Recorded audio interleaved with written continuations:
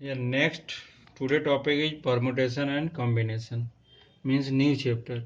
Before explanation of permutation and combination, we explain factorial. Factorial. Factorial means what? अगर suppose अगर ये बात करें, the factorial of a positive integer n is defined as the product of all positive integer n.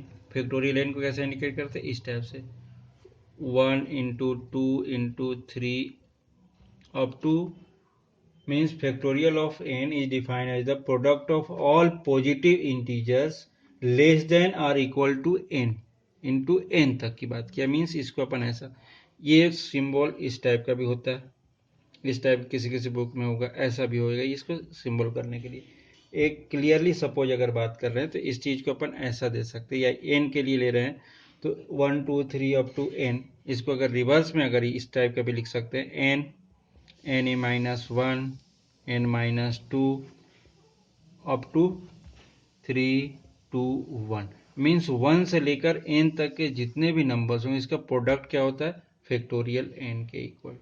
या ये भी लिख सकते हो, ये भी लिख सकते हो, दोनों टाइप से अपन इस सिंबल को, ये जनरली ऐसा है, ऐसा, इस टाइप के सिंबल्स रखते हैं. सपोज अगर बात कर रहे हैं कि 1 का फैक्टोरियल मीन्स 1, 2 का फैक्टोरियल की बात कर रहे हैं इट मीन्स 1 इंटू 2, 3 के फैक्टोरियल की बात कर रहे हैं मतलब 1 into 2 into 3.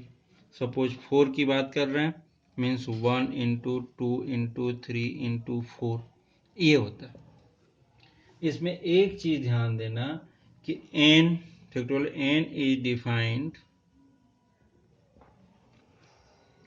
Only for positive integers.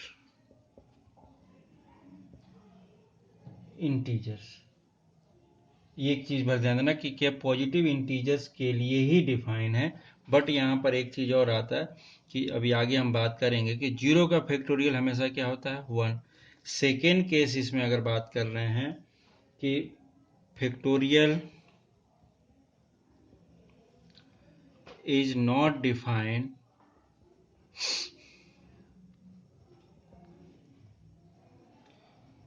For proper fraction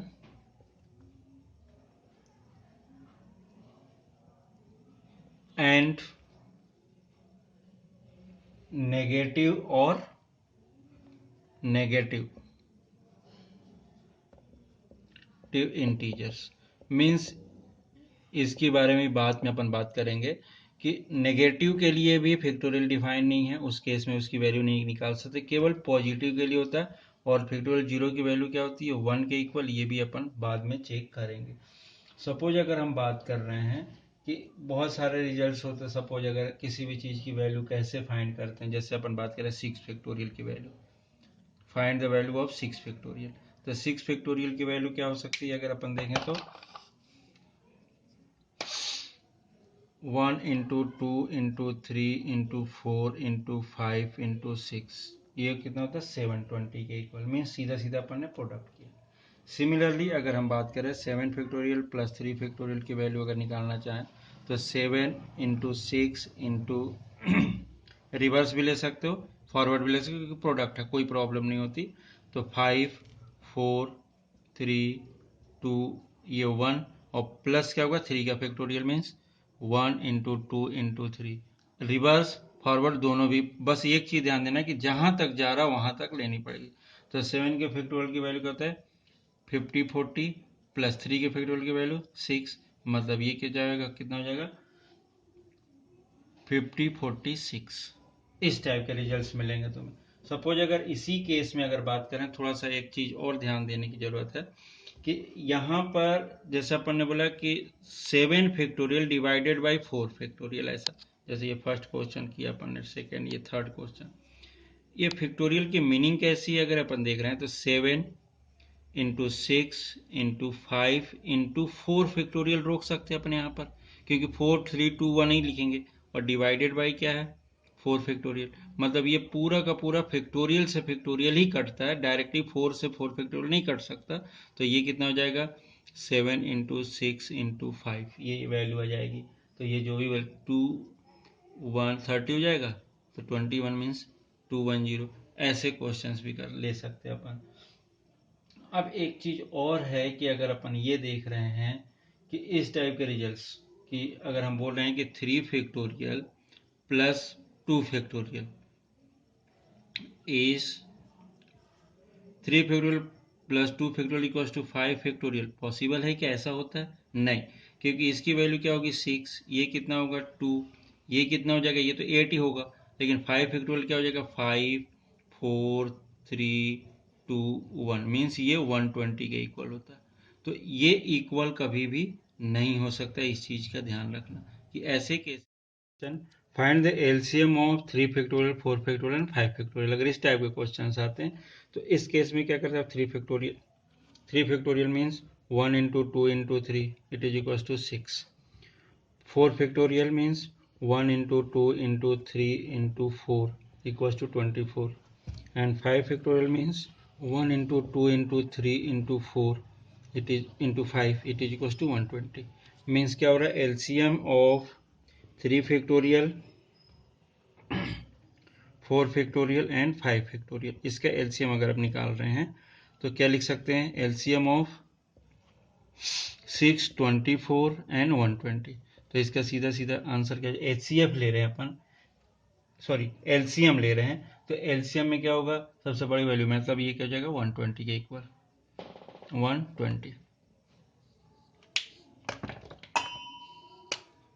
120 के इक्वल। अगर सपोज एचसीएफ लेते हैं अपन, HCF of 3 factorial 4 factorial 5 factorial, इसकी अगर बात कर रहे हैं तो ये कैसा होगा एचसीएफ ऑफ 6 24 एंड 120। तो इस केस में क्या मिलता है ये 6 सीधा मीन्स 3 फैक्टोरियल 120 या 5 फैक्टोरियल लिख सकते हो, या 36 मतलब 3 फैक्टोरियल के इक्वल लिख सकते हैं अपन डायरेक्टली। इसमें एलसीएम और एचसीएफ का ये कॉन्सेप्ट है। इसी पैटर्न में एक और तुम्हारे बुक का क्वेश्चन मिलेगा, क्वेश्चन का pattern, if 1/6 factorial plus 1/7 factorial equals to x/8 factorial, then find x। ऐसा क्वेश्चन अगर होगा तो अपन इसको कैसे करते हैं, तो इस केस में क्या करते हैं अपन, या तो कुछ मल्टीप्लाई कर दें या फिर इसको इस टाइप से बना दें, कुछ भी हो सकता है कि अगर अपन इसको सभी को ऐसा कुछ करें जिससे सॉल्व हो जाए। तो सॉल्व करने के लिए क्या कर सकते हैं, देखो यहाँ 8 फैक्टोरियल है, यहाँ 7 फैक्टोरियल, यहाँ 6 फैक्टोरियल, तो बड़ा इजी सा पार्ट है कि या तो हम इसको एक्सपाउंड कर लें, जैसे 1/6 factorial plus 1/7 factorial equals to x/8 factorial, x की वैल्यू फाइंड करनी है। तो यहाँ पर क्या होगा 1/6 फैक्टोरियल ये है, और इसको क्या लिख सकते हैं 1/7 into 6 factorial equals to x/8 into 7 into 6 factorial, ये ले सकते थे। तो 1/6 फैक्टोरियल कॉमन कर लें तो ये क्या मिलेगा 1 plus 1/7 equals to 1/8 into 7 into 1/6 factorial, ये दोनों पार्ट कैंसिल हो जाएंगे, तो ये क्या बचेगा 7 plus 1 8/7,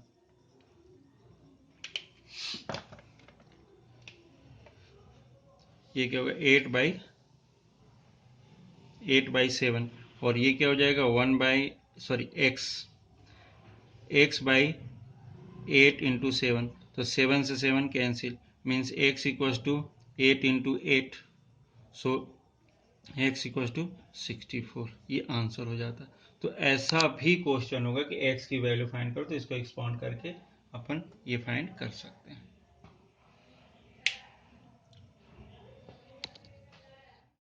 question, find n if n factorial upon 2n minus 2 factorial ratios n factorial upon 4n minus 4 factorial equals to 1 upon 6 1/6, means it is also written as n factorial upon 2n minus 2 factorial upon n factorial upon 4n minus 4 factorial equals to 1/6.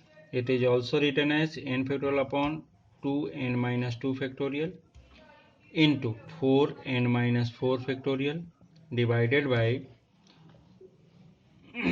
n factorial, it is equals to 1/6।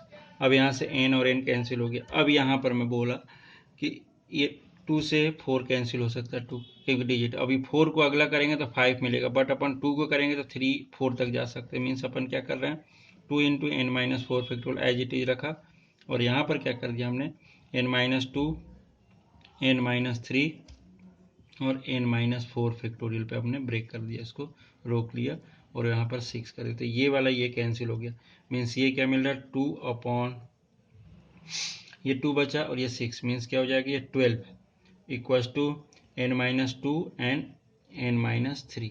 Means ये क्या मिल रहा है, N square minus 3n minus 2n और plus 6 equals to 12। तो it means n square minus 5n और ये minus 6 equals to 0। अब इसको थोड़ा सा, 6 है 5 है तो इसको क्या ब्रेक कर सकते हैं, n square minus 6n plus n और माइनस 6 इक्वल्स टू 0। मीन्स इस दोनों का प्रोडक्ट माइनस 6। तो ये क्या हो जाएगा, n कॉमन किया तो n माइनस 6 और यहाँ से भी 1 कॉमन किया प्लस, तो n माइनस 6 इक्वल्स टू 0। सो तो n minus 6 and n plus 1 equals to 0. So n minus 6 equals to 0. So n equals to 6 or n equals to n plus 1 equals to 0. So n equals to minus 1. It is not possible. So n equals to 6 is the answer.